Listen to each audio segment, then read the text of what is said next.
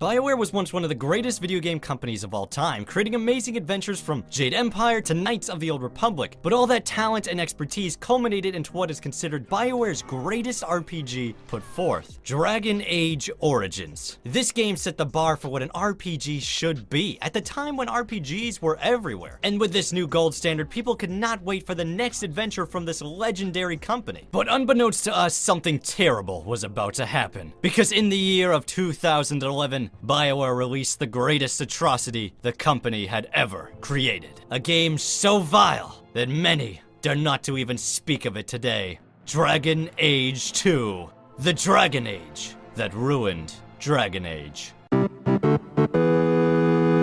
When Dragon Age 2 was released, it was immediately hated and ostracized by fans, and rightly so. But there was one group of people that did not hate this game. This group, in fact, loved this game. And that group was the video game journalists. With one of them even going as far as to say Dragon Age 2 is the best game in BioWare's fantasy role-playing franchise. Now that's a strong claim. I mean, even if you like this game, that's probably still a bit of a stretch. But after looking at all these 9 out of 10 reviews, I couldn't help but wonder, what if they were right? Maybe I didn't give this game enough credit. Maybe this game isn't as bad as I remember. Maybe, just maybe, it's actually good. And after playing through the entire game, as it turns out, I was right the first time. This game is crap. Right off the bat, the game begins by doing the one thing I hate the most in storytelling. Do you have any idea what's at stake here?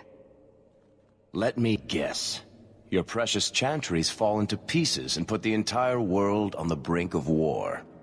And you need the one person who could help you put it back together. That's right, undeserved praise. I've called it out in other video games, and I'm not about to ignore it here. I mean, seriously, the game hasn't even started, and we're already the only person who can save the day. Now, I'm not gonna lie, this type of storytelling can actually be used in a good way, but this game definitely does not. Because first, Dragon Age 2 establishes that we are the champion, and then it tells us the story of how we got there, which means any suspense the story might have had is taken away because we know where the story's gonna end up. Now, it appears that this problem is something that the writers of Dragon Age 2 were aware of, because to make up for it, they tried to make everything more mysterious than it really was. For example, in this scene where the main characters head into some dwarven tunnels, and the storyteller Varric says this.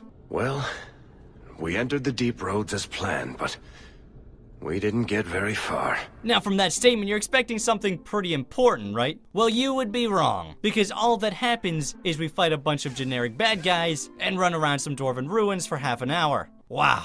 I'm glad we did that. By the way, this kind of storytelling happens through the entire game. Literally every single side quest is like this. You go up to some poor grandma, she's all, hey, I've lost my son or something, and maybe there's a darker mystery going on. And then you go kill a bunch of thugs, and then you do or do not find her son, and then she's like, thanks. And you're like, yeah, but what about the whole mystery you were talking about? But that mystery never gets addressed because who cares? This game isn't interested in solving any mysteries, it's only interested in establishing them in a vain attempt to try and keep us engaged. And boy, does it not work. I'm not engaged. And while we're on the topic of storylines, I should probably mention that the conversation options have now been simplified, which means instead of having a bunch of diverse things to say, we now only have the options to either be a douchebag, be an idiot, or be way too nice. I mean, why is there no middle ground? What if I want to be a regular person? There's no option for that. What's even worse though is usually what the character actually says and what you think he's gonna say are two totally different things. Like when trying to decide if I should help someone and I have the option to ask, what do you need? Seems like a reasonable question. I'm always ready to help. Well, what do you know? That's not what I asked at all. I'm really glad that no matter what I choose, it's not gonna be what I wanted anyway. God, this game is so stupid! Now, as bad as this game is, it gets even worse because Dragon Age 2 has a constant need to remind us of how cool and fun the first game was. You'll be minding your own business when all of a sudden they'll be like, hey, remember that awesome thing you did in the first game? I bet you wish you were doing that instead. And I'm like, yeah, I do wish that. As a matter of fact, I wish I was doing literally anything else aside from playing this garbage. Oh, and speaking of alluding to the first game, apparently King Alistair has traveled all the way across the sea to speak to me. I bet he has something really important to say. Do you really think there's something I can do? What you can do is protect Kirkwall. It will take someone like you to keep it from falling apart. I'm the champion.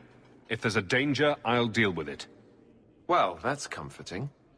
Well, I suppose we should be getting back. Wait, hold on a second. The king has come all this way just to tell me to do the thing I'm already doing? And then he just leaves? Why? I guess you could argue that King Alistair was here for something else and just so happened to become aware of the main character, but if that were the case, they should have just mentioned it. They should have made any attempt to flesh out this universe at all, but they didn't. And it's even more jarring because that was one of the things that made the first game so good. Every single quest in Origins felt like it was important and that it provided something that made the world feel bigger, but not a single quest in this game provides anything. They're all pointless. Why am I doing this crap? Okay, so I just realized I haven't said a single thing about the combat yet, so I guess we should talk about that. Okay, the combat is crap. For whatever reason, the developers at BioWare decided to take the tactical combat from the first game and combine it with the type of combat you might find in an action game. And it's terrible. Pretty much all you do is mash the attack button for the entire time, occasionally using a special move when the 20-second cooldown runs up. Also, BioWare decided to ramp up the amount of enemies on the battlefield at a time, so instead of dealing with just a couple of guys, you are always dealing with at least 10 people, no matter what the situation. And they decided to introduce waves of enemies, meaning after you've killed that 10 people, there's another 10 or 20 guys waiting to jump right in, which works great in a game like Dynasty Warriors, but in this game it sucks because it takes forever just to kill one guy, which means these extremely repetitive and boring battles last forever. And if you're hoping to get a break from these battles, well, you are out of luck because the second combat ends, there's another battle waiting just around the corner. There were moments where I almost fell asleep playing the game during combat. I'm not making that up. It's a never-ending slog, and it sucks. You know what? Let's just move on and get this game over with. I am sick of playing it. Time to wrap up any business you have in the city, my friend. We'll be gone for several weeks at least. Let me know as soon as you're ready and we'll head out. I am ready. Let's go. Might be a good time to check back home. You'll be gone for a while after all. Alright, fine, whatever. There, I did it. You happy now? Time to wrap up any business you have in the city, my friend. We'll be gone for several weeks at least. Right. Oh my god, you've gotta be kidding me! Okay, there, I did that other quest. Can we move on with the game now? Time to wrap up any business you have in the city, my friend. We'll be gone for several weeks at least. I don't believe it! Seriously, you're gonna make me finish every goddamn quest in my journal before we can move on? Fuck this game! Alright, after hundreds of hours of never-ending, boring-as-hell combat, we have finally made it to the end. The part that we've all been waiting for. Because after all that crap, we can finally find out why this lady needed the champion in the first place. The real mystery of the game. So that's it. That's the whole story. Just tell me one thing, then. Is the champion dead? Though, I doubt that.